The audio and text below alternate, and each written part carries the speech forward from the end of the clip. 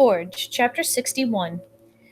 It is true what they say. When you find yourself in circumstances that are too horrible to behold, like on a battlefield or in a kitchen with a man holding a gun, time changes and you notice the strangest of things. His boots were muddy, and he was breathing hard. He must have tied up his horse down the road and then run the rest of the way so he wouldn't be alerted. Bella was not at all accustomed to running. I knew you'd try this. I saw how you reacted when she was sold. This morning, his sweat trickled down the side of his face. His eyes burned like those of a hungry wolf. You turned down the chance to go to headquarters and watch the troops. That is very unlike you, Curzon. His hand shook a bit from the weight of the barrel. Bellingham was not at all accustomed to guns either. Isabel, you're going to find me some rope, and then you're going to sit in the chair and fold with your hands folded on your lap, he ordered. No, she's not. I stepped towards him. Stay right there, Bellingham warned. I took another step. I don't want to. A third step, and I was only 4 paces away from him, close enough to make him nervous. He pointed the pistol at my belly, as I had hoped. Run, Isabel. Ride his horse until it drops. She fled out of the kitchen without a word. How noble, sneered Bellingham. Stupid, but noble. Do you think I won't be able to track her down? I did before, several times. She's not very good at hiding herself.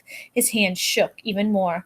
It had a pinkish hue, like the rest of his skin. His hands had never seen the sun, had never chopped wood or manned a bellows or loaded a wagon. I stepped closer. That's far enough. Put your hands above your head. I did. Slowly. Everything was slow, but loud. The sound of my heart in my ears, Bellingham's ragged breathing, the clock on the parlor ticking away the minutes. Was she far away enough yet? Could I risk it? Mr. Bellingham, sir, I said slowly, if I may.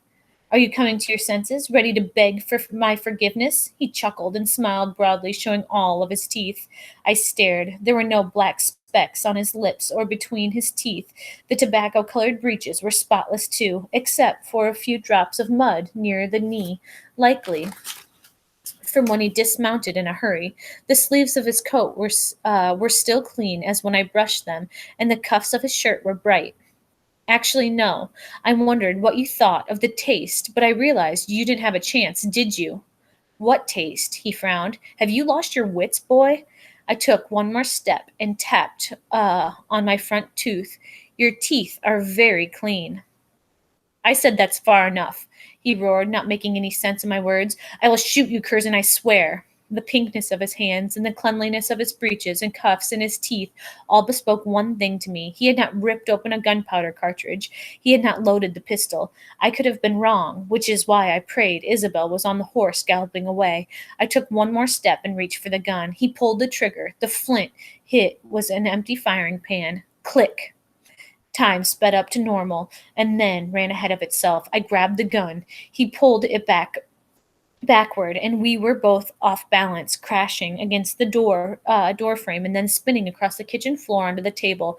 I released the gun and punched his head, which hurt more than I imagined it would. He cursed and tried to hit me with the gun, but I leaned away just in time, and instead, the heavy pistol gouged the table. I shoved him at the same time that he and we regained our feet, grappling with each other. We staggered and crashed against the floor shelves, sending crockery and boxes to the floor. Something hit me square in the head. The room tilted and the air burned, and I had a sudden urge to puke. My legs gave out, and I fell. Bellingham stood over me, breathing hard. That was a mistake, boy. The gun had disappeared. In his right hand he held a knife. Somebody gave a shout, and the door slammed against the wall. Bellingham didn't have time to turn around before the broadside of a shovel blade cracked against his head.